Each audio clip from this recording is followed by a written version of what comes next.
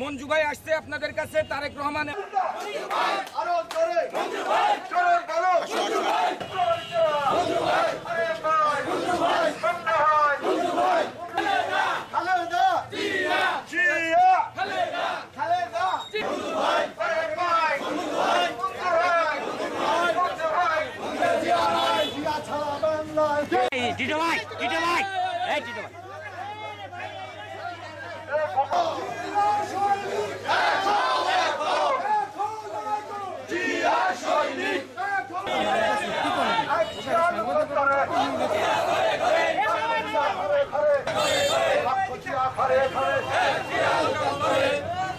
গোপালগঞ্জের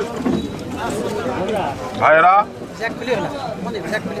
আজকে আমরা গোপালগঞ্জে আমাদের দলের নেতা জনাব তারেক রহমানের পক্ষ থেকে ৩১ দফার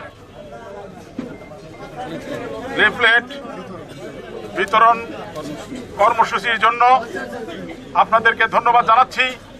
আপনারা সবাই সকাল ৯টা থেকে আমাদের সাথে কষ্ট করে গোপালগঞ্জের প্রত্যেকটা এলাকায় আপনারা লিফলেট বিতরণে সহযোগিতা করেছেন।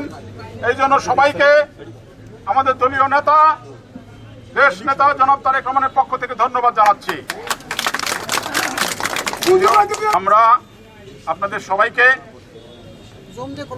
একটি জিনিস অনুরোধ করছি, আমাদের দলের নেত্রী, দেশনেত্রী বেগম খালেদা জিয়াকে কালকে আপনারা দেখেছেন। প্রায়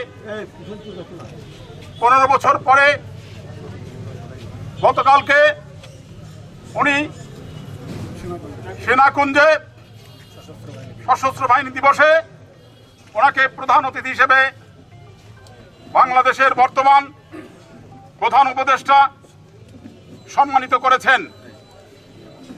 আল্লাহ রহমান রহিম, আল্লাহ গফুর রহিম। আল্লাহ যদি কাউকে সম্মান দেয়, পৃথিবীর কারুর সম্মান নেওয়ার ক্ষমতা নাই। প্রিয় ভাইরা, আমরা গোপালগঞ্জের মানুষ আজকে আমরা ঐক্যবদ্ধ হয়েছি। আজকে আমরা আমাদের নেতা জনাব তারেক রহমানের ৩১ দফা রাষ্ট্র কাঠামো মেরামতের জন্য আপনারা ধীরে সুস্থে পড়ে দেখবেন যে উনি যে কথাগুলো বলেছে, যারা ক্ষমতায় যেতে পারে কিংবা যায়, অতীতে গেছে, তারা এই কথাগুলো সবসময় বলেন নাই। তারেক রহমান সাহেব ঠান্ডা মাথায় বাংলাদেশের সংস্কারের জন্য, রাষ্ট্রের উন্নয়নের জন্য, ভবিষ্যৎ প্রজন্মের জন্য ৩১ দফা দিয়েছে।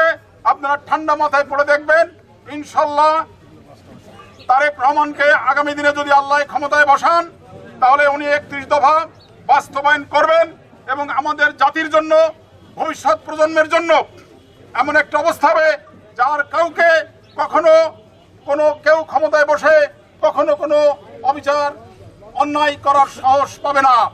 ইনশাল্লাহ আমাদের ছাত্রদের আর কখনো জীবন দিতে হবে না, আমাদের রাস্তায় আর সংগ্রাম করা লাগবে না ইনশাল্লাহ।